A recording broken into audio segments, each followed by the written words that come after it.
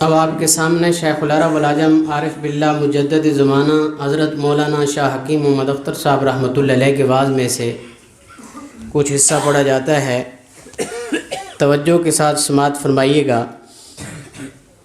بسم اللہ الرحمن الرحیم۔ مولانا رومی رحمۃ اللہ علیہ دو چوروں کی حکایت بیان فرماتے ہیں۔ مولانا کا قصہ جو ہوتا ہے وہ خالی قصے کہانی نہیں ہے، اس میں سالکین کے لیے عظیم الشان سبق ہے۔ تو فرماتے ہیں کہ دو چور ایک گھر میں گھس گئے، دونوں نے آپس میں طے کیا کہ جب ہم مال چرائیں گے تو جو صاحب مکان ہے وہ جب چکماک پتھر رگڑے اور روشنی میں ہم کو دیکھنا چاہے تو تم اندھیرے میں بیٹھے ہوئے اس روشنی پر انگلی رکھ دینا۔ وہ اتنا ہلکا سا ہوتا ہے کہ اس سے انگلی نہیں جلتی۔ اس زمانے میں دیا سلائی ماچس نہیں ہوتی تھی، یہ 800 سال پہلے کے قصے ہیں۔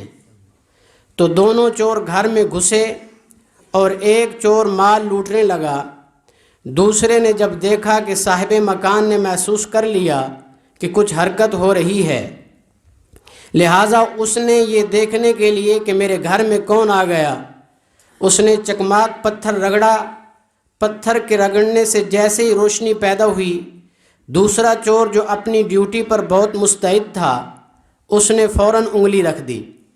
اب وہ بیچارہ پھر پتھر رگڑ رہا ہے، جب وہ رگڑتا چور پتھر پر انگلی رکھتا رہتا یہاں تک کہ اندھیرے میں اس کا سارا مال چلا گیا۔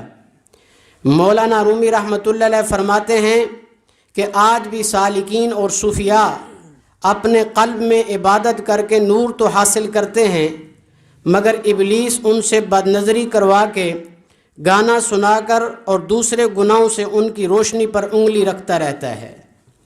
اس لیے آپ صلی اللہ تعالیٰ علیہ وسلم نے حضرت ابو ہریرہ رضی اللہ تعالیٰ عنہ سے فرمایا، یا ابا ہریرہ اتق المحارم تکن عابد الناس، اے ابو ہریرہ حرام سے بچو، سب سے بڑے عبادت گزار ہو جاؤ گے۔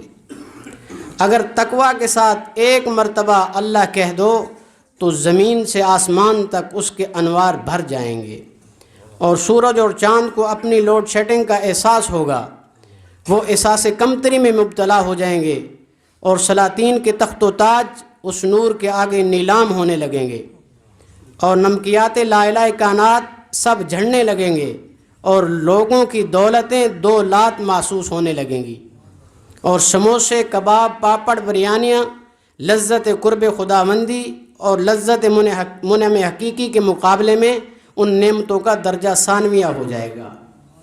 اللہ تعالیٰ مجھے اور آپ کو حضرت کی ان باتوں پر عمل کی توفیق عطا فرمائے۔ تو آپ کے سامنے